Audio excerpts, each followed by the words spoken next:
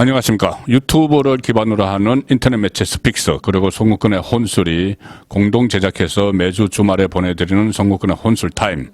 자, 이번 주 모신 게스트는 국민의힘 수석 대변인 양거미 의원입니다.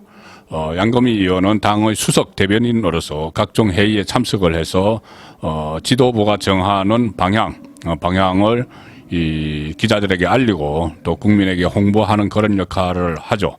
그리고 윤석열 대통령이 주재하는 이 당 지도부 만찬에도 참석을 했고 여러 가지 당정 회의 그리고 대통령실과의 협의 이런 곳에 참여를 하기 때문에 지금 국민의힘의 사정 나아가서 여권 전체의 전반적인 상황을 잘 파악을 하고 있습니다. 자, 그래서 오늘은 양거미 의원과 함께 지금 국민의힘이 바꾼 경선 룰 이것이 어떤 의미가 있는지 이 당대표 경선에서 윤심은 무엇인지 자 이런 좀 어떻게 보면 민감한 사안들을 하나하나씩 아주 적나라하게 한번 짚어보겠습니다. 자, 함께 보시죠.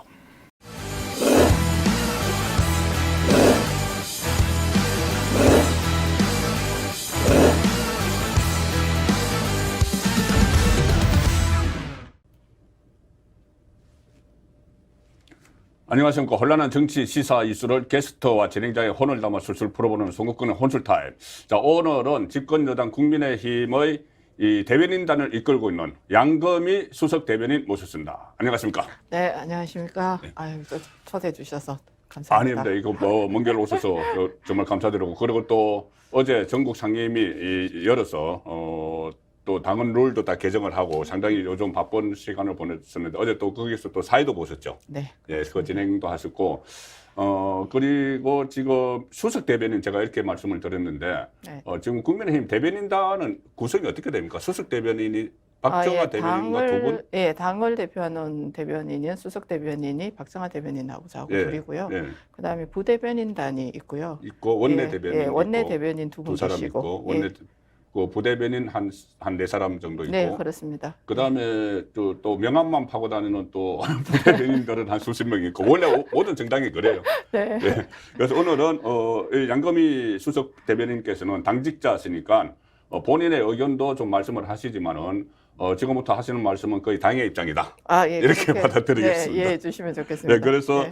어제 전국위원회가 있었는데 경선 룰이 사실상 확정이 됐죠. 네, 맞습니다. 확정이 됐는데 가장 눈에 띄는 것이 그동안 70% 반영되던 책임당원 투표 비율을 100% 네. 그리고 또 결선 투표제 도입 네. 이건데 이것 이렇게 당헌 그러니까 경선 룰을 바꾼 이유 지금 일각에서는 뭐 다들 그렇게 분석을 합니다. 유승민 전 의원이 이 여론조사에서 1위를 달리고 있어서 물론 역선택 이야기도 있지만 네네. 이 상태로 가면은 유승민 그 전 의원이 당 대표가 될 가능성이 있고 그렇게 되면은 이준석 전 대표와 마찬가지로 윤석열 대통령을 계속 공격하는 입장이기 때문에 이것이 유승민 방지 룰이다 이런 그 평가도 있는데 그거 어떻게 보세요? 예, 뭐, 이게 사실 그 경기에 뛰는 선수가 경선 룰에 대해서 얘기하는 거는 어떻게 하면 뭐 경선 룰을 바꾸게 되면 누구한테 유리하고 누구한테 예. 불리하기 때문에 당연히 그런 얘기 나올 수 있다고 보고요. 예, 근데 유승민 우리가 방지 이번에 이야기가. 이렇게 경선 룰을 바꾸게 된 가장 큰 계기는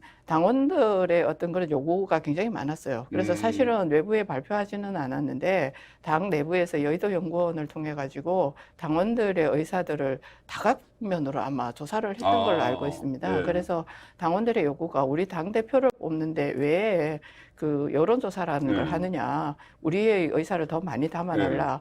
그리고 예전에는 우리 당의 당원들의 숫자가 그렇게 많지 않았어요. 그리고 전국 정당을 그렇죠. 대표할 수 있는 그러한 부분에 있어서 부족함이 많았는데 지금은 뭐 그때 당원이 25만이었다면 지금은 80만 명을 넘어갈 그런 추세거든요. 그리고 앞으로도 더 많이 늘어날 걸로 보고 있고 그리고 그 구성원들을 보면 수도권도 아주 숫자가 많이 늘어났고요. 그다음에 뭐 예전에는 영남당이다 이렇게 했는데 그 영남 지역보다도 오히려 수도권이 더 많은 걸로 제가 알고 있거든요. 거의 비슷해진 것 같아요. 40%대 38% 이렇게 비슷해진 것 같아요. 그런 상황이고 그리고 이제 뭐 MZ 세대들, 2030들 그리고 40대까지 포함한다면 30%를 넘어가요. 구성원들이. 그렇다면 각 세대 그리고 각 지역별 대표성들을 다 가지고 있다고 볼 수 있고요. 그리고 모집단이 굉장히 극대화가 되면 여론에 수렴할 수밖에 수밖에 없습니다. 그렇죠. 그게 통계의 법칙이기도 네. 하고요. 그래서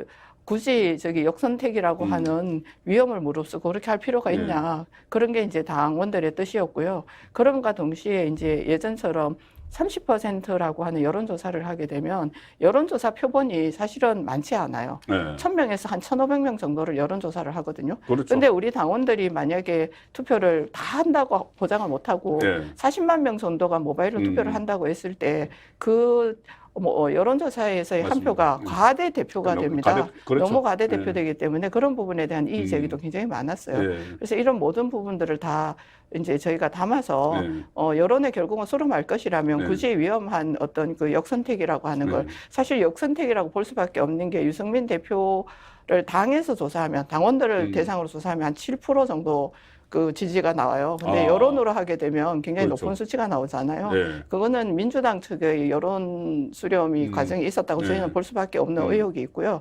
그리고 거기다가 또 한 가지 더 당원들이 굉장히 우려하는 것 중에 하나가 대통령 취임하고 난 다음에 3개월이 지나지 않아서 지금 거리에서 윤석열 퇴진 운동이 구호가 벌어지고 나오고 있죠. 있는 그런 검열 민주당 지지층에서 이 여론조사를 굉장히 왜곡할 가능성이 너무 높다. 그런 것에 대한 우려도 사실은 굉장히 있었습니다. 그렇죠. 예, 그런 모든 점을 감안해서 이렇게 이루어진 것이라고 보면 맞습니다. 그러니까 예. 당원들의 요구, 그러니까 당원을 대표하는 대표면은 당원들의 요구대로 따라야 되는 맞습니다. 것이고 예. 당원이 그렇게 요구를 했고 지금 이 유승민 전 의원 같은 경우는 역선택이라고 하지만 사실상 민주당 선택. 그렇죠. 예, 이렇게 봐야 되는 것이. 그렇죠. 예. 그제 그 에이스 리서치가 뉴시스하고 여론조사를 발표를 했는데 네. 그때 유승민 그 전 의원이 물론 적합도 1위로 나왔어요 전체. 그런데 이것을 지지층으로 딱 나눠서 보니까 국민의힘에서는 3위 정도 했는데 민주당 지지층에서 유승민 전 의원이 받은 득표율이 네. 58%입니다. 그러니까요. 그러니까 민주당의 선택이 되는 거예요. 그렇죠. 예, 그래서 이 만약에 유승민 전 의원이 당 대표로 들어서면은 윤석열 대통령이 상당히 어려움을 겪을 수밖에 없는 것이 이준석 트라우마가 있어요. 이준석 맞습니다. 트라우마가 있기 네. 때문에 어떻게 보면 유승민, 이준석은 이렇게 같은 라인으로 이 파악을 해야 되므로 그런데 저는 그래서 자기 당 대표의 가장 적합한 조건은 무조건 이준석 같이 안아야 된다 이거거든요. 네. 근데 뭐 당 대표 수석 대표님께서 그렇게 말씀하시기는 어려울 것 같고 자기 당 대표 뭐가 가장 필요한 요건인지. 예. 저 사실 이번에 윤석열 대통령께서 윤석열 다음을 보여주셨던 게 화물연대를 대응하는 모습이었거든요. 그거에 대해서 국민들이 그렇죠. 굉장히 열광하고 있어요. 예, 지지율도 팍팍 올라가고 예, 있죠. 맞습니다. 우리 국민들이 그 굉장히 지쳐 있어요. 사실 민주노총의 그 파업에 대해서 예. 그런 부분에 대해서 법과 원칙에 따라서 대응하는 것을 굉장히 높게 평가하는 부분을 저는 보면서 네. 동시에 윤석열 정부가 이제까지 어느 정부도 못했던 네. 개혁을 하시겠다고 지금 삼대 개혁. 말씀하셨습니다. 3대 개혁을 넘어서 5대 개혁까지 얘기하고 그렇죠. 있는데 3대 개혁을 얘기하자면 우선 노동개혁이고요. 그다음에 교육개혁, 네. 그리고 난 다음에 연금개혁이 연금개혁까지. 있어요. 이 모든 것들이 다 굉장히 이해 집단 간의 이해가 굉장히 첨예하게 그렇죠. 충돌하는 지점들입니다. 그래서 어느 정부도 이걸 사실 손 손 안 못 대고 댔죠. 손은 안 특히 댔습니다. 문재인 정부에는 포퓰리즘이라고 하는 그 정책 때문에 전혀 아마 이것에 대해서 손도 안 댄 상황이었는데 그럼에도 불구하고 우리가 반드시 이걸 해야 되는 이유가 있습니다. 대부분의 국가들이 국민소득 3만 불을 넘어서고 난 이후에 4만 불로 그 가는 과정을 제대로 돌파하지 못하고 다시 주저앉는 경우들이 그렇죠. 예전의 역사에 보면 많이 있습니다. 그래서 우리가 반드시 이걸 하기 위해서 4만 불로 가기 위해서는 사회의 여러 가지 개혁이 필요한데 그 개혁을 하기 위해서는 당과 그리고 대통령 그리고 정부가 하나로 똘똘 뭉쳐서 한 호흡으로 가도 어렵죠. 이것을 해 나가는 과정에 대국민 설득이라든지 아니면 이해 당사자들의 그 충돌 지점들을 저희가 잘 협의해 나가는 과정들이 어려움을 겪을 수밖에 없습니다. 그러한 부분에 대해서 우리가 꼭 이루어야 될 개혁을 위해서도 대통령과의 호흡이 무엇보다 중요하고 그 호흡을 통해서 이번에는 꼭 이걸 달성하기를 저는 바라는 거예요. 그렇다면 앞으로 우리가 정치라고 하는 거는 제가 생각하는 정치는 이런 게 있습니다. 미래의 관점으로 봐야 되고 미래 세대들을 위한 정책이 만들어져야 되는 것이 굉장히 중요한 지점입니다. 네. 그래서 미래 세대들을 위한 연금 개혁, 그다음에 미래 세대를 위한 교육 개혁, 그다음에 미래 세대를 위한 노동 개혁이 이루어져야 되고 그 노동 개혁이 이루어진다면 아마 그 근로자들의 임금이 10% 정도 오른다고 하는 게 전문가들의 견해더라고요. 그러한 것 등을 온 국민이 합쳐서 이 난관을 그리고 지금 현재 경제가 굉장히 어렵지 않습니까? 그렇죠. 예. 이 경제를 뚫고 나가기 위해서는 어쨌든 당과 정이 한 목소리를 내야 되는데 거기에서 가장 중요한 것이 당대표의 역할이고 당대표가 대통령과의 얼마나 의사소통이 제대로 되느냐. 그렇죠. 그리고 대통령의 생각을 제대로 읽을 수 있느냐 하는 부분도 굉장히 중요한 부분이라고 저희도 생각하고 있는 거죠.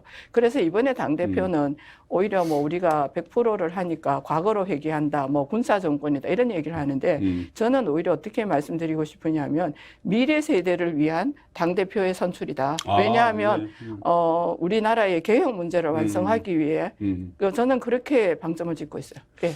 그러면 호흡이면은 그러면은 그 자기 당대표 일단 호흡을 맞춰야 되고 자기 당대표도 어떤 개혁에 대한 마인드가 확실히 있어야 되네요. 그럼요. 당연하죠. 그러니까 3대 개혁에 대해서 윤석열 대통령도 이야기했지만 이거 욕먹는 개혁이거든요. 그런데 그 욕을 먹으면서도 완수할 수 있는 그런 개혁 의지가 있는 사람이 당대표가 돼야 되고 윤석열 대통령과 호흡을 맞춰서 본인의 정치를 하지 않아야 된다고 생각해요. 본인의 정치 안 하는 그러니까는 이준석처럼 그런 정치 안 하는 개인적으로는 그럼 그런 정치 안 하는 주자가 누가 있다고 보세요, 지금? 아니요, 뭐 우리 당에 훌륭한 주자분들이 많고 10명 전부 다. 그거에 대해서는 뭐 제가 논평을 하거나 아니면 기자에게 말씀드리는 거는 적절하지 않은 것 같습니다. 그래서 지금 말씀하시는 게 그 윤석열 대통령과 호흡을 맞출 수 있는 특히 개혁 부분에서 그런 그 당 대표가 필요한데 지금 윤석열 대통령 윤심 이야기를 하면 뭐 당무 개입 이렇게 시비를 거는데 저는 그것은 잘못된 거라고 봐요. 왜 그러냐면은 대통령도 당원이고 1호 당원이고 또 어차피 본인과 호흡을 맞춰서 국정 운영을 해 나가야 될 여당 대표가 아무나 돼도 괜찮아 이렇게 하면 안 되는 거죠. 그럼요. 누군가는 이렇게 이런 사람이 되는 게 좋다는 의사를 밝히고 그것이 무슨 물론 이 서로 뭐 당정 분리 이런 것은 있지만은 그 당정 분리라는 것이 어차피 호흡을 같이 맞춰야 된다는 큰 틀 안에서 보면은 그것은 어떻게 보면 조그만 부분일 수도 있어요. 저는 그렇게 생각합니다. 그래서 대통령 윤심은 있어야 된다고 저는 봐요. 저도 당연히 그렇게 보고요. 근데 민주당이 지난 과거 문재인 정권 시절에 임대차 3법 몰아붙일 때 보세요. 그런 게 사실은 아주 잘못된 그 개입입니다. 근데 저희는 개혁을 지금 얘기하고 그 개혁의 방향을 함께 갈 수 있는 사람을 얘기하는 거지 뭐 어떤 법 하나를 가지고 일일이 화명을 받고 이런 얘기를 하고 있는 건 아니에요. 그러니까 이게 어떻게 보느냐 그리고 그걸 어떻게 활용하느냐에 따라서 훨씬 더 좋은 시너지를 만들어낼 수도 있는 거거든요. 그래서 저는 그 호흡이라고 하는 건 굉장히 중요하고 전체적으로 그걸 밀고 갈 수 있는 또 강력한 리더십도 있어야 됩니다. 당 대표가 되면 그러한 부분들을 다 만족할 수 있는 분이 됐으면 좋겠습니다. 그렇다면은 결국 윤심은 제가 지금 질문 드리려고 했는데 윤심이란 것은 개혁을 위해서 호흡을 맞출 수 있는 당대표. 그러니까 너는 특정인이 아니고 누구라도 그런 그 당대표가 나타나면은 같이 국정 운영을 해 나갈 수 있다. 이런 일단 원칙적인 이야기인데 그런데 지금 윤석열 대통령의 원조 친윤이라고 하는 장제원 의원이 김장연대를 이야기를 하면서 거제도 그 모임에 그 국민공감 모임에 같이 가서 지금 뭐 맞선을 봤다. 지금 데이터를 해보겠다. 데이터가 뭐 잘 되면 결실에 맞으면 결혼도 하는 것 아니냐. 이래서 김장연대 거기서 그래서 장제원 의원이 김기현 의원에 대해서 그런 식으로 연대를 이야기를 하고 있기 때문에 장제원 의원은 친윤이고 그렇다면은 이 윤심이 장제원을 통해서 김기현으로 간 것 아니냐 이런 분석이 나오는 데 대해서는 어떻게 생각하세요? 그 부분은 저는 그 인터뷰를 저도 뉴스에서 봤거든요. 보면서 아마 기자들이 한 질문이 김장연대에 대해서 구체적으로 내용을 궁금해갖고 물어봤더니 지금 관심을 가지고 같이 한번 움직여 보면서 알아가겠다 이런 정도의 톤이었던 것 같은데요. 너무 이제 성급하게 그것이 이제 결론을 내는 건 아닌 것 같고 이제 지금부터 당권 주자들이 아직도 뭐 출마 선언을 안 하는 분들도 계시고 관심은 네. 있지만 뭐 나경원 대표라든지 권성동 대표라든지 그런 분들이 있는데 그렇게 되고 난 이후에 주자들이 다 올라오면 아마 그런 부분 가지고 장제원 의원님께서도 그런 생각들을 가지고 계시는 것 같고 그래서 그걸 가지고 지금 현재 모든 결론이 났다 이렇게 보는 거는 조금 너무 초반이고. 지나치게 간 거가 아닌가 그런 톤으로 얘기하셨던 걸로 저는 예, 들었어요. 예. 그리고 사실 국민공감 모임에 저도 갔었거든요. 아, 예, 예. 저는 발족할 때도 갔고 이번에도 갔었는데 굉장히 공부 내용이 좋아요. 들어볼 만한 공모모임이죠, 원래. 예. 그래서 너무 내용들이 좋아서 그건 누구라도 와서 당원 누구라도 들을 수 있는 거고 그래서 이런 모임들이 특히 지난번 모임에서의 그 내용은 노동개혁에 관한 내용이었어요. 근데 그걸 뭐 노동개혁이 대통령께서 말씀하시고 나온 게 아니라 그 전에 미리 잡혀 있었다고 하더라고요. 그럼에도 불구하고 시기가 딱 절묘하게 맞았네요. 예, 절묘하게 맞았고 저도 노동개혁과 관련돼서 전문적인 내용을 좀 듣고 싶었어요. 그래서 열심히 가서 들었는데 뭐 그런 내용들로 의원들도 계속 공부를 해야 되고 제가 국회에 들어오고 느끼는 것 중에 하나가 국회의원이 정말 많은 공부를 해야 된다는 거예요. 그리고 뭐 신문이나 이런 것도 계속 다 그 현안들을 따라서 추적해 가면서 이런 내용들을 익히고 있어야 될 뿐만 아니라 그 외의 전문가들로부터 필요한 내용들에 대해서 숙지가 충분히 돼야지 저희가 앞으로 의정 활동하는 데 있어서 방향을 제대로 설정할 수 있다는 걸 알고 있기 때문에 저는 국민 공감 모임에 저도 갔었다는 걸 말씀드리겠습니다. 예. 양 의원님께서는 그 국회에 들어오시기 전에 그 여성 유권자 연맹에서 그 활동을 많이 하시는데 국회에 들어와서 보시니까는 지금 그런 필요성이 이 국회의원으로서 등록이 필요하다. 굉장히 전문가적인 견해나 이런 안목들이 필요합니다. 이 김장연대에 대해서는 그 이준석 전 대표가 또 그제 아침에 한마디 했어요. 뭐 새우 2마리가 움직인다고 뭐 고래가 되네요. 그렇게 얘기하셨나요? 그러니까 이준석 전 대표는 이 당내의 중진들이나 이 선배들에 대해서 저번에 또 간장 한 사발 이런 이야기하고 정진석 거기에 대해서는 무슨 어때 육모방망이 이런 식으로 하면서 오히려 이 정치를 좀 희화화시키는 본인은 어떤 촌철 살인을 했다고 이야기할지 모르지만은 촌철 살인은 우리 양금희 수석 대변인께서 매일매일 내는 논평을 보면 정말 촌철 살인인데 그런 것이 아니고 이준석 전 대표는 지금도 계속 비아냥거리는 그런 상황인데 어쨌든 그 윤심은 개혁에 맞는 이 그 당대표를 원하는 건데 그렇다면은 지금 원조 친윤이라고 하는 저는 이 말을 굉장히 싫어하는데 이준석이 윤핵관이라고 이름 붙인 갈라치기 하기 위해서 그 중에서는 당권 주자가 아직 공식 도전을 선언한 사람은 없지만 그 권성동 의원이 공식 출마를 아직 하지 않았지만 언론에서 출마를 할 수 있다. 그러면은 원조 친윤에서 출마를 하면은 윤심에 실릴 수도 있다. 이런 게 이제 언론 분석인데 권성동 원내대표 시절에 우리 양금희 수석 대변인께서는 같이 일을 해보셨잖아요. 네, 그때 원내대변인이었죠. 그렇죠. 그럼 권성동 전 원내대표의 리더십은 어떻게 평가하세요? 권성동 대표의 리더십은 제가 바라봤을 때 일단 사람이 굉장히 담백합니다. 담백하고 그다음에 통 큰 리더십을 가지고 있는 거라고 저는 보고요.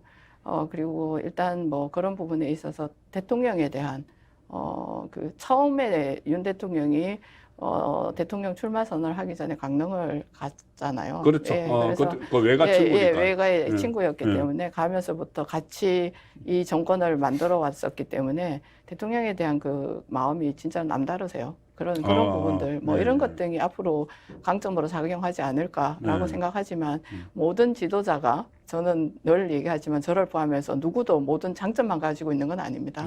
단점도 있고 장점도 가지고 있는데 그 장점과 단점이 그때 필요로 하는 리더십이냐. 그렇죠. 그게 중요한 것 같아요.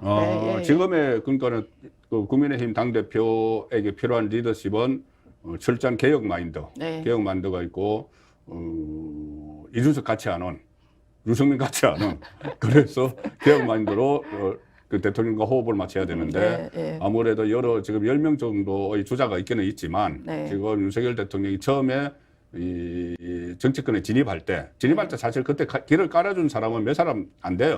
그때 뭐 그 정진석 그 친구뻘이 되죠. 정진석 그다음에 그 권성동 이렇게 몇 사람 되는데 그쪽에서는 만약에 누가 주자로 나서면은 또 윤심이 실릴 수도 있다. 그것은 제 개인적인 생각입니다. 그래서 지금 말씀하신 대로 윤석열 대통령이 이 화물연대 파업을 조기에 종식시키고 사실상 불법 파업과의 전쟁을 선포를 하고 네. 그리고 내친 김에 3대 개혁을 이야기하고 당대표도 같이 3대 개혁을 같이 추진할 수 있는 사람을 지금 원하고 있는데 네. 윤석열 대통령이 지금 국정 운영에 상당히 탄력을 받고 있는 것 같거든요. 요새 네, 그럼요. 어디 가서 모두 발언도 상당히 길어졌다고 하더라고요. 자신감이 네. 있으니까. 예, 예, 예. 윤석열 대통령 요즘 그 지지율 확 오르는 이유는 뭐라고 보세요? 우리 윤석열 대통령을 사실 국민들이 그 선출한 가장 큰 이유가 윤석열 다음이라고 하는 게 있습니다. 윤석열 다음. 공정과 정의, 네. 예, 그런 부분에 대한 것들을 이제 말씀하셨는데 지금 법치 그거는 공정과 정의 뭐 그다음에 상식 이런 거는 법치주의에 바탕을 두고 있거든요.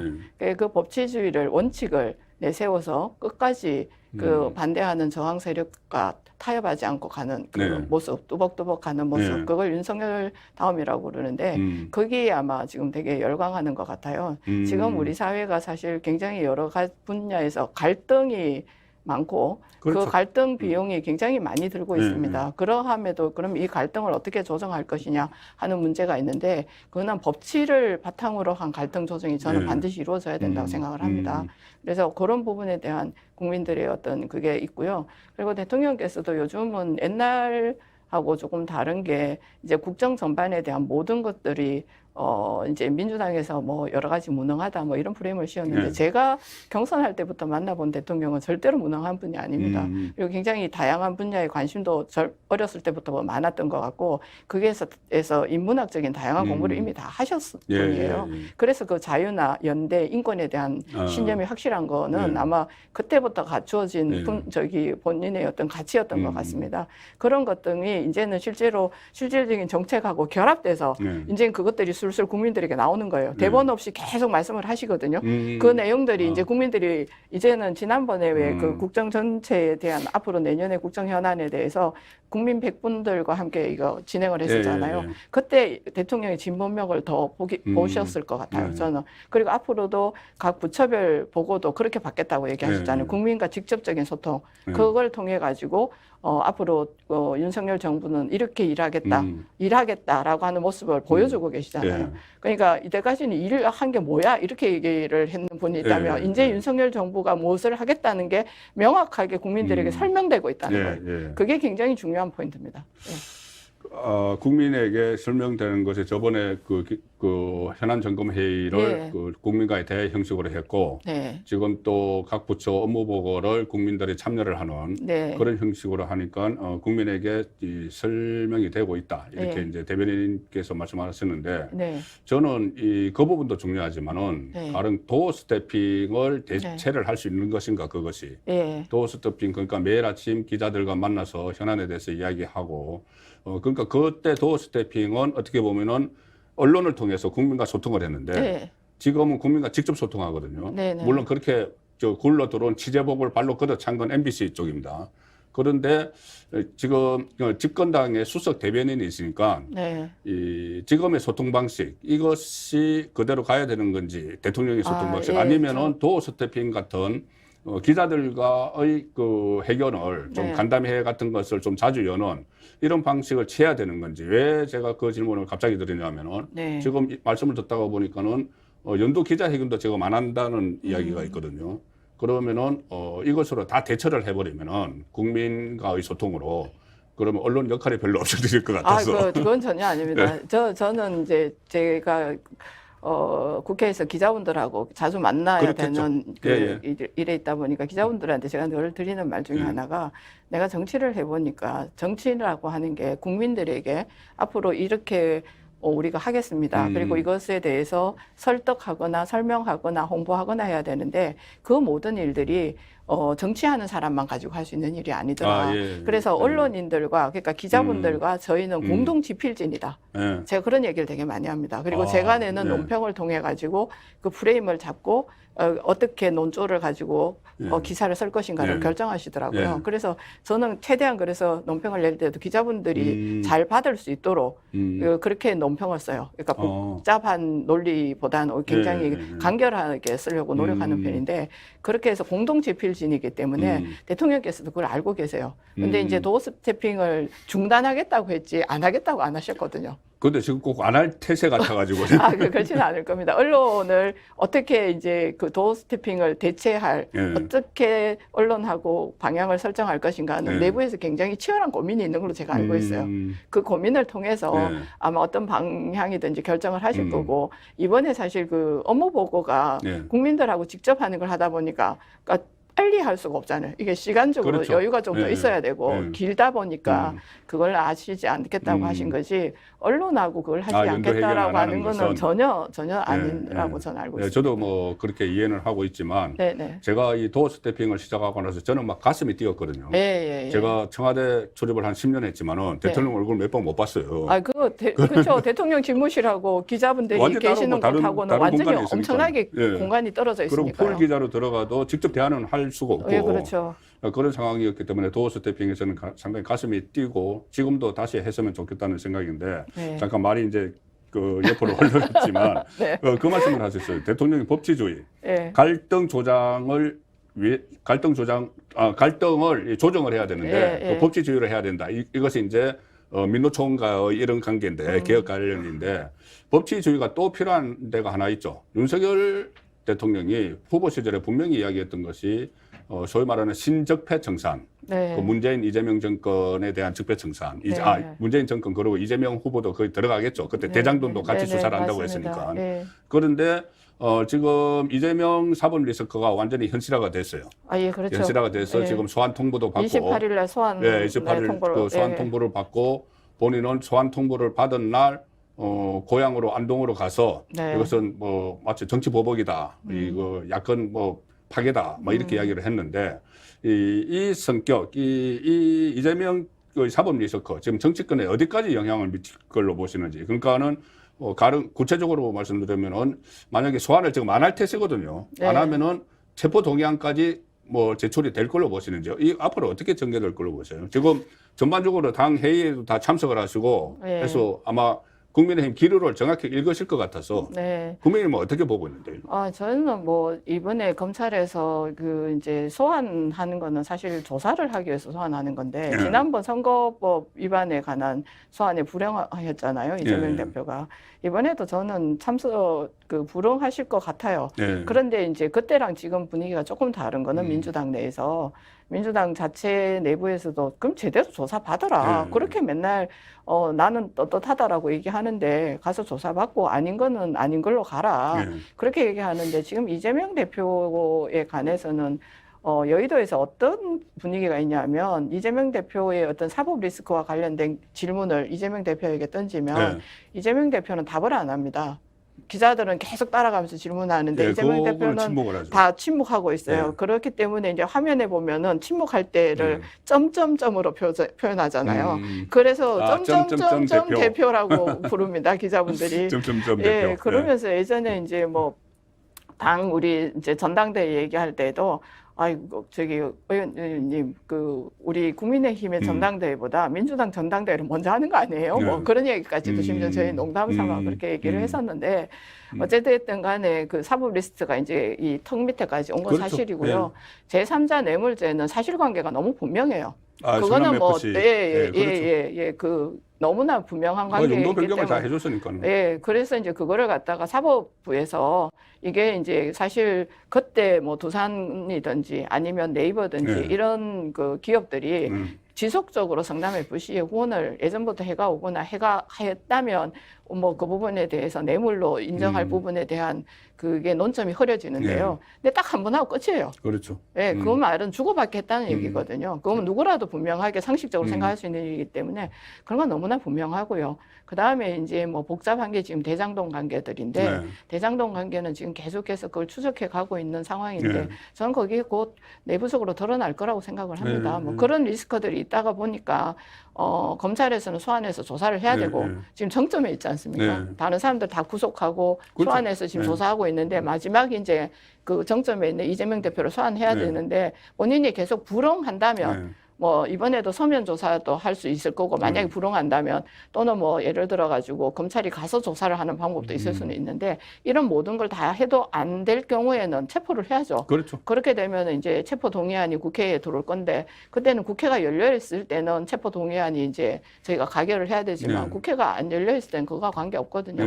그래서 우리가 생각하는 거는 방탄국회 계속 열렸죠. 예, 민주당에서는 방탄국회를 계속 열려고 할 거다. 예, 그리고 계속 정치적인 파장을 만들어서 이걸 정쟁용으로 프레임을 씌워서 가려고 할 거다. 그러다 보니까 계속 국회에서 일어나는 모든 일들은 국민들 보시기에 굉장히 피곤한 상태를 만들어질 거예요. 저는 그 점이 제일 우려스럽습니다. 사실은 우리는 원칙을 세워가기 위해서 충분히 싸우고 있는데 그렇다고 해서 그 원칙을 훼손하면서까지 민주당의 어떤 그걸 덜어주거나 합의해 줄 수는 없는 거 아닙니까? 그러다 보면 계속 우리 내에서는 뭐 언론에서는 우리 이야기만 쓸 수 없고 이쪽 이야기도 들어야 되니까 계속하면 국민들 보시기에 저 싸움하는 걸로만 비춰지는 부분이 있을 거예요. 크게 보면 그냥 뭐 정치 불신이 되는 거죠. 그렇죠. 그래서 그것 때문에 늘 정치인이 불신의 대상이고 그다음에 국민들을 편안하게 해줘야 될 정치가 오히려 국민들을 괴롭게 하고 피곤하게 하는 그러한 일이 생기는 것에 대해서는 사실 굉장히 우려스럽고 그게 죄송합니다. 사실. 근데 그거는 제 생각에 빨리 정리될 것 같아요. 민주당이 손절을 해버릴 것 같거든요. 아, 민주당 내 분위기가요? 민주당에서 이재명 대표를 손절을 하는 지금도 그런 분위기가 있는데 가령 지금 뭐 검찰 소환 조사받은 건 성남 FC죠. 그런데 뭐 변호사비 대납 의혹 이거 상당히 큽니다. 지금 그거는 굉장히 깊게 수사가 들어가고 있는 걸로 알고 있어요. 그다음에 이 대장동도 지금 정치 자금도 뭐 정진상, 김용 다 구속되고 이재명 혼자 남은 상황이고 그러면은 앞으로 이 수사를 다 다른 부서에서 하니까 검찰 다른 부서에서 하니까는 계속 소환 조사를 여기저기서 막 올 거예요 검찰에서. 그러면은 그 이재명 대표 당무를 못 하죠. 그리고 또 지금도 뭐 혼밥하신다. 지금도 뭐 혼밥하신다고요. 그리고 혼밥하죠. 그러니까 그리고 또 그 선거법 위반 그 재판도 시작됐거든요. 네, 맞습니다. 이렇게 되면은 민주당이 못 견뎌서 뭐 손절을 할 그럴 가능성이 저는 상당히 높다고 보는데 보는데. 또 여의도에서 나오는 그 야당 출입 기자들한테서 나오는 얘기는 그래서 혹시 이제 감옥에 가더라도 거기서 공천할 거다. 그 1심 판결이 날 때까지 그런 게 있지 않습니까? 밝혔잖아요. 그렇죠. 당헌을 개정해놨죠. 맞습니다. 윤리심판원에서 하던 걸 당무위원회에서 해서 이것이 정치보복이라고 판단을 하면은 그 당직을 유지할 수 있도록 해놨죠. 그럼요. 그러면은 지금 민주당 의원들이 그 이재명 리스크에 대해서 막 불안해하면서도 쫓아가는 게 공천 때문에 그렇거든요. 그렇죠. 그러면은 공천권을 감옥 안에서도 쥐고 있다고 하면은 그거 쉽지 않은 일이죠. 그렇게 되면 국민들이 가만 안 있을 겁니다. 그 정도 되면은 그렇게까지 이 정략적으로 이렇게 민주당이 대응을 하면 국민도 가만히 있지 않을 텐데 민주당도 지금 내부가 엉망진창이에요. 그 이재명 빼고도 지금 그 누구죠 이정건 사무부총장 그 뇌물 사건 거기서 또 그 마포의 노웅래 의원 뭐 집안에서 3억 원 현금 뭉치 발견되고 그런 것도 있고 최근에 또 국민들을 참 우라통 터지게 하는 게 신현영 의원 신현영 그 의원. 닥터카 콜 택시로 이용한 거 그러다가 남편과 같이 동성해서 이 사진 찍은 거 사진 15분 머물면서 사진 찍고 왔는데 또 장관차 타고 가면서 차관을 내려한 거 완전히 갑질에다 직권남용에다가 특히 이 본인이 김어준 방송 가서 이 4분 골든타임 이야기를 그렇게 했는데 본인은 픽업해서 가라고 했어 뭐 한 30분 동안 늦게 도착하고 이런 부분인데 자 이것은 그 신현영 의원 개인에 대한 이 비판도 쏠려야 되지만은 국회의원의 자질의 문제거든요. 같은 국회의원으로서 이런 자질의 문제인데 이것을 지금 국회에서 윤리위 징계까지는 논의를 하고 있는 것 같은데 어제 윤리위에 제소를 했죠. 했습니다. 했죠. 그러면은 그 위헌적 사태까지는 뭐 좀 무리라고 보시는 거예요. 이 책임은 어떻게 져야 될까요? 책임은 결국은 뭐 민주당 내에서 네. 예, 져야 되는 부분인데 사실은 이제 이분이 비례대표잖아요. 네. 지역구가 아니라. 그렇기 때문에 민주당의 책임이 더 큰 거죠. 그렇죠, 예, 그렇죠. 예, 예. 그리고 비례대표. 비례대표 1번이었어요.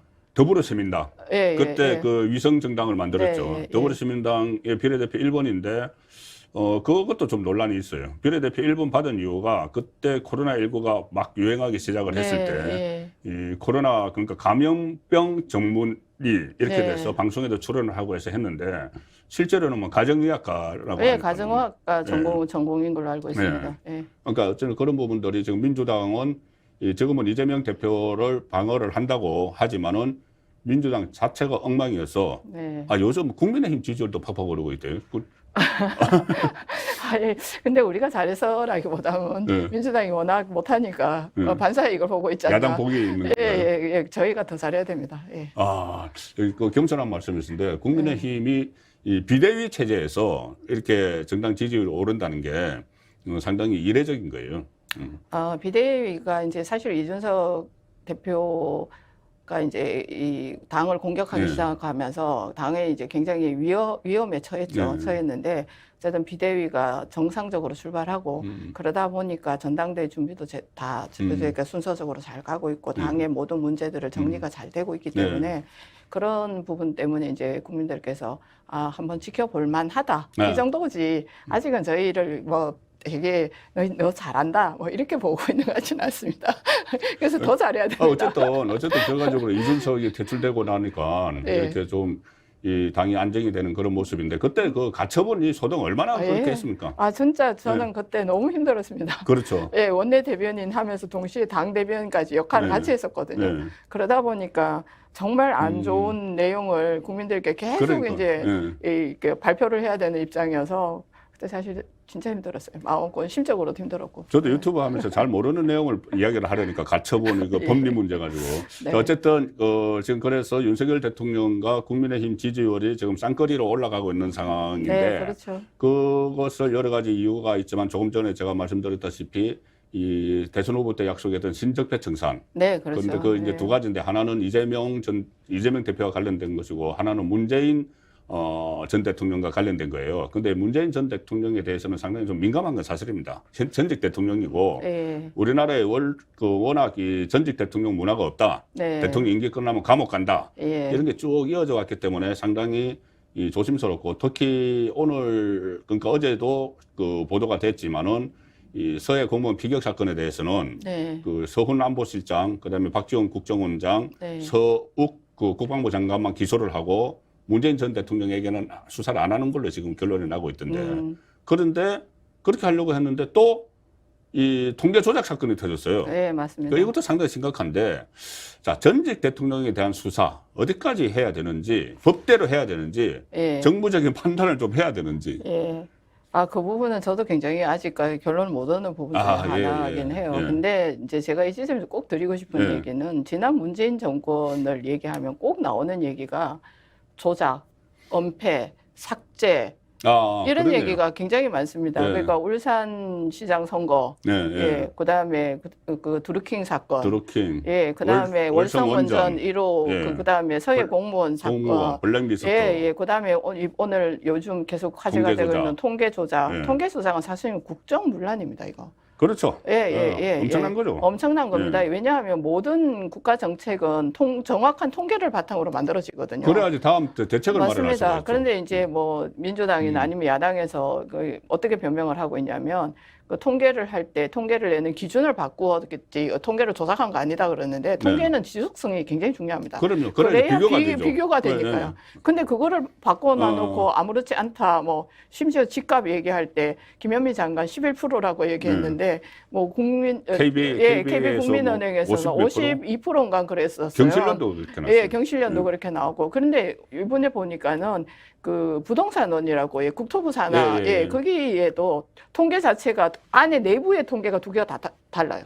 발표역이 있고 예외비가 있고 그렇게 된 거예요. 그런 것들이 다 지금 저희가 이제 찾아내게 되는 건데요. 이런 건 굉장히 심각한 국정농단이죠, 사실은. 그래서 이 부분에 대한 것들 특히 이제 지난 정부 이러면 쇼하는 정치, 예. 파퓰리즘, 이게 전체주의로 가는 방향, 뭐 이런 것들 하다 보니까 북한 문제도 그렇게 대응하고 모든 문제를 그렇게 대응해 왔다는 거예요. 그래서 앞으로 저희는 정치에서 절대로 하지 않아야 될 것 중에 하나가 왜곡하고 조작하고 은폐하고 이런 걸 안 해야 되는 거예요. 예, 예. 근데 저는 윤석열 대통령에게 굉장히 제가 믿음을 갖고 있는 것 중에 하나가 지난번에 이제 이태원 참사가 네. 벌어졌고 난 다음에 그 112에 신고된 전화 녹취록 있지 않습니까? 그렇죠. 그거 풀면 정부에 굉장히 심각하게 네. 안 좋은 영향을 주는 걸 아시면서도 근데 불구하고 완전히 초반에 그대로 바로 그랬죠. 공개를 하라고 그렇죠. 숨기려고 해서 숨겨지는 일이 아니다. 그렇게 그거 비교되네요. 문재인 말씀하셨거든요. 정권하고. 그래서 바로 풀었고 이번에 이태원 참사와 관련해서 뭐 야당에서는 계속해서 우리가 국정조사를 안 받으려고 하느냐, 뭐 국정조사에 대한 마음이 없다 이렇게 얘기를 하지만 저는 대통령은 그렇게 하시지 않을 거라고 믿어요. 왜냐하면 제대로 된 수사를 하겠다. 예, 예. 그리고 그 수사하는 데 시간이 필요하고 외국 같은 데는 어떤 그런 이런 큰 대형 사건들은 조사하는 데 1년 이상 걸립니다. 예, 그리고 예. 어떤 경우는 몇 년이 걸리는 경우도 있고요. 그렇게 조사를 해서 이것에 대한 문제점을 제대로 파악하고 예. 앞으로 이런 일이 발생하지 않도록 하는 시스템을 만드는 데 더 많은 에너지와 공을 들여야 되는 거지. 이게 뭐 정쟁으로 이용해 가지고 사회적 갈등 비용을 높이는 거 예. 그거는 절대로 하지 않아야 될 일인데 대통령께서 그거에 대해서 굉장히 정확하게 알고 계세요. 그래서 저는 앞으로 이걸 절대로 은폐하거나 아니면 축소하거나 하시지 않을 거라는 확실한 제가 믿음이 그때 112 공개하시는 거 보고 예. 제가 알았어요. 예. 대단하신 분이에요. 완전히 그거. 차별되네. 그러니까는 검사 출신 윤석열 대통령은 네. 모든 것을 정황 증거 뭐 이런 것으로 이 진실을 밝혀나가는 거니까 네. 그 감출 이유가 없어. 다 이제 다 그렇죠. 그 확보를 해서 하는 건데 그렇죠. 변호사 출신 문재인 전 대통령 왜 그렇게 은폐를 하고 글쎄, 저도 참 이해할 수 없는 부분이에요. 네. 지금도 이해할 수 없는 게 굉장히 이중적인 그 사고를 갖고 계신 네. 것 같아요. 그 뭐, 고미와 송강이. 그러니까 네, 그거 뭐 파양하고 난 다음에, 그 다음에 또 뭐, 내가 보고 싶어서 광주로 우치 네. 동물관으로 가겠다, 네. 동물원으로 가겠다. 그런 표현도 이상하고. 그 다음에 유기견 토끼 달력 만드신 것도 네. 굉장히 이중적 사고신 것 같고. 그리고 이제 그분이 보면은, 저는 이제 제가 산중에 있어요. 산중에 있으니까 풍력 발전이라든지 태양광 그게 저희들 중요한 이슈 중에 하나거든요. 그 신안 아파트에 가서 풍력 발전 그거 할 때도 어떤 일이 있었냐 하면 이제 풍력 발전을 하는 이제 이게 날개 이게 이제 돌아가지를 않은 거예요. 바람이 없어가지고. 그렇게 하니까 이 풍력 발전은 바람이 있다고 하는 게 증명이 돼야 되잖아요. 그래서 그걸 새로 세우는데 돈을 몇 억을 쓴 거예요. 그래갖고 그걸 이제 연출한 거죠. 대통령의 그날 와서 그러니까 이 말 한마디 하시기 위해서. 그러니까 이런 것 등이 사실은 대통령으로 사시면 안 되는 거죠. 그러니까 그런 것에 대해서 너무 뭐냐 하면 왜 그렇게 하실까? 지금도 그런 부분이 있어요. 굉장히 서해 공무원에 관해서는 저렇게 냉정하게 아들하고 약속했잖아요. 편지 아들이 그렇죠. 보냈을 때 내가 꼭 그거 밝혀주겠다고 이대준 씨 했는데 아들. 예. 그거에 대해서도 전혀 지금 답 안 하고 있으면서 다른 것에 대해서는 꼭 입장을 내시고 본인과 관련된 거는 그건 다 입장을 내시는 거예요. 그리고 청와대를 떠날 때 잊혀지고 싶다고 하셨잖아요. 잊혀지고 싶다고 하시면 절대로 안 해야 될 게 SNS예요. 근데 SNS 제일 열심히 하시잖아요. 그러니까 굉장히 자기 방어를 해야 되니까. 네, 저는 좀 이중적 어떤 그 가치를 가지고 계시는 게 아니냐 그런 생각 가끔 할 때가 있습니다. 정말 그러니까 위장, 은폐, 이 조작 이런 거 네. 말씀하시니까 또 얼핏 생각나는 게 그때 서민주택에서 거기 이제 방문한다고 했는데 그때도 그냥 뭐 보여주기 이런 거 임대주택 너무 평수가 작아서 사실 국민들의 인기가 없었거든요. 근데 그게 또 요즘 이번에 예산 관계도 그런 거예요. 대통령께서는 국민들이 원하는 게 청년들이 원하는 거는 자기 집을 갖는 거다. 그래서 분양주택에 더 많은 예산을 써야 된다. 원가주택, 청년 원가주택 이런 거 해야 되는데 민주당에서 끝까지 이재명 대표가 고집한 게 임대주택에 관한 거예요. 그렇다고 우리가 임대주택에 예산이 없었느냐 하면 아니에요. 그때보다 더 늘어서 있었어요. 그런데도 그걸 많이 늘려라라고 하는데 사실 이 정치라는 거는 국민들의 눈높이에 맞아야 돼요. 내가 이것이 좋다고 해서 계속 고집하여서 될 일은 아니거든요. 그래서 저는 그러면서 그런 예산을 뭐 비정한 예산이라고 제목을 붙여서 얘기하는데 정말 실소를 금할 수가 없었습니다. 그래서 또 처음에 질문이 그 문재인 전 대통령은 어떻게 해야 되는 건지 그러니까 법대로 해야 되는 건지, 정무적 판단을 해야 되는 건지, 섞어서 해야 되는 건지. 저는 뭐 법에서 일단은 모든 조사를 다 끝나고 예. 통합적으로 예. 판단해야 되지 않을까 생각해요. 한 건이 아니라. 조사는 하되 처벌은 안 한다. 아니요. 그런 게 아니라 이제 지금 현재 우리가 조사하고 있는 것들이 몇 가지 있잖아요. 그것들이 다 조사가 되고 난 다음에 이 조사된 내용들을 전체를 모아놓고 정무적 판단이 필요하지 않을까라고 생각하는 거예요. 처벌까지 가야 되느냐? 예. 아니면 하느냐, 정말 그 국민 통합적 차원에서 처벌을 면하게 하고 그렇지만 그 내용의 잘못된 부분에 대해서 분명히 짚어야 하느냐 그런 게 필요하지 않을까 악순환의 생각해요. 고리를 이제 끊어야죠. 여기서 그냥 꺼내야 되느냐? 근데 악순환의 고리를 여기서 끊기에는 지연제가 너무 많으면 그러니까 그거는 또 안 된다. 과거에 이것보다 덜 지연제를 가지고 이 전직 대통령들이 이렇게 뭐 감옥도 가고 백담사도 가고 했는데 가령 예를 들면은 그것보다 더 큰 죄가 있는데 그걸 묻을 수는 없다. 그렇죠. 그런 부분에 대해서 국민적 어떤 합의나 그런 게 필요한 것 같습니다. 자, 그 한 두 가지만 더 여쭙겠습니다. 일단 저는 요즘 그 문재인 정권에서 언론이 좌편향됐다는 생각을 많이 하거든요. 물론 언론이 이렇게 어떤 이념적으로 한쪽의 논리를 옹호를 할 수는 있어요. 뭐 저도 지금 뭐 현직 언론인이지만은 저 유튜브를 하면서 어떻게 보면 편향됐다고 볼 수 있죠.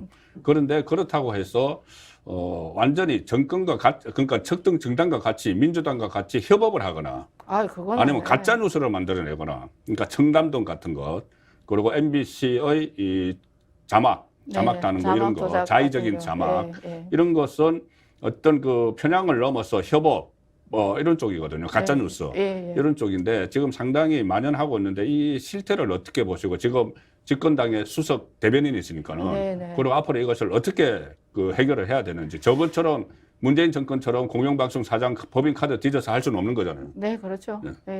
지금 저희가 뭐 가짜 뉴스 얘기가 나왔는데 어제 굉장히 상반된 이제 일이 하나가 있었어요. 뭐냐 하면은 그 YTN 그 영상 돌발 영상 관련해 가지고 사실은 그 이제 송출 안 해야 될 내용들이 송출되고 약간 이제 왜곡이 되고 그랬지 않아요?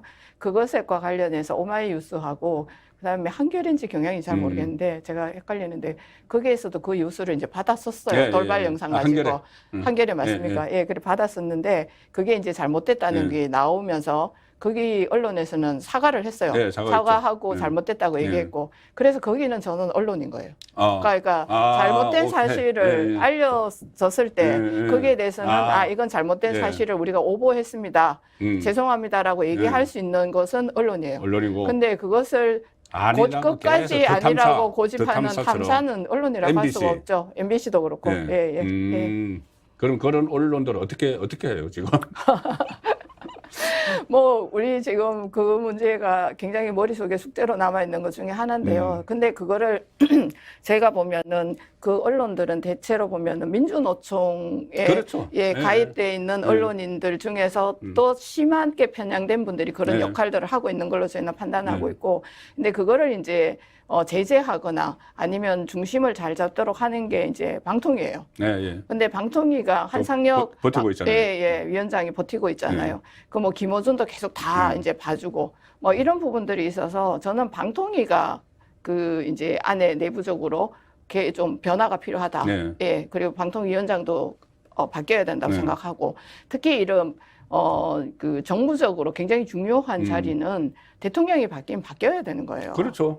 스스로 물러나는 게 맞는데 지금 끝까지 계속 버티고 있잖아요. 그런 부분들을 통해 가지고 저는 이게 좀 심하게 왜곡되거나 편향된 것에 대한 제재가 반드시 필요하다고 생각합니다.